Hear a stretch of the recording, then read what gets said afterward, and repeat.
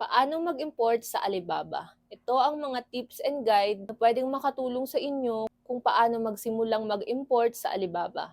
Ako sa Aika Medriano at nagdenegosyo ako dito sa Pilipinas. Kung gusto mong makapagsimula ng negosyo at makapag-import ka sa murang halagang produkto at murang tax, panoorin mo ito. So, una sa lahat, kapag na-download nyo na yung Alibaba app, maghahanap tayo ng supplier na alam nating mapagkakatiwalaan. Kasi marami ring scam sa Alibaba, so dapat trusted yung makukuha nating supplier. Dapat i-check natin maigi yung feedback sa kanila at yung volume transaction kung smooth ba or okay ba. Alam nyo na communication ang pinakasusi sa magandang negosasyon. Kailangan nakikipag-negotiate tayo ng maayos sa ating mga supplier para maayos nating maisettle ang mga shipment terms at tamang pricing. Huwag kang mahihiyang makipag-negotiate or magbigay ng best price dahil sa pagnenegosyo, kailangan natin yan. Negosyante rin sila kaya maiintindihan nila dapat nasa win-win situation tayo. Na kung matatanggap nila yung negotiation, edi pareho kayong panalo.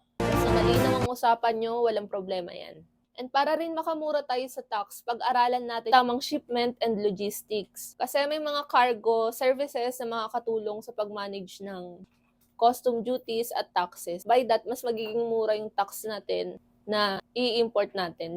At syempre, napakahalaga na huwag mong kakalimutan i-inspect yung quality ng product bago mo i-finalize yung order. Kailangan malinaw sa'yo kung ano yung itsura ng in-order mo, ano yung order mo, bago mo ito ipa-finalize. Papicturan mo ito at masigurado na yun talaga yung produktong bibilin mo. At sigurado ka dapat sa quality na ibibenta mo.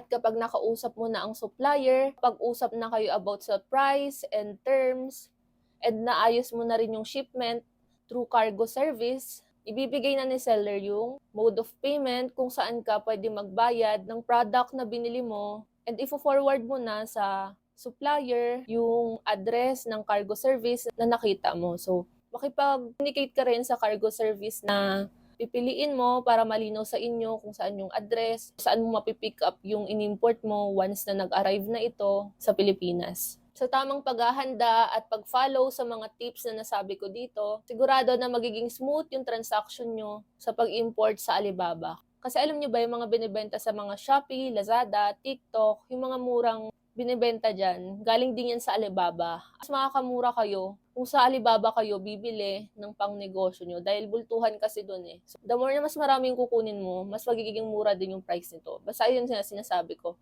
na maging maingat and i-check maigi yung supplier or yung company na bibilan mo kung legit ba talaga sila.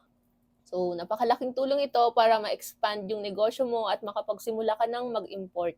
And ano pala, pwede rin palang mag-try ka muna mag-import ng konti lang. So, hindi naman required na kailangan maramihan agad. Pwede ka mag-request sa supplier na i-test mo muna yung product or kumuha ka muna kahit mga 5 pieces. Then, pag okay, tsaka ka ulit magpapa-import. Pero syempre, kapag nag-import ka ng konti lang, same fee pa rin yung babayaran mo sa cargos. Okay lang yun kung gusto mo lang naman muna i-test at least sa second transaction mo, hindi ka nakakabahan dahil alam mo na yung pakiramdam and paano mag-import sa Alibaba. Kung may natutunan ka sa video ito at nagustuhan mo ang video ito, paki-like and subscribe ng account ko para marami pa tayong mapag-usapan na topics na pwede kong ma-share sa inyo at makatulong sa inyo sa buhay pagnenegosyo. Always remember that you have to learn today to create a better tomorrow.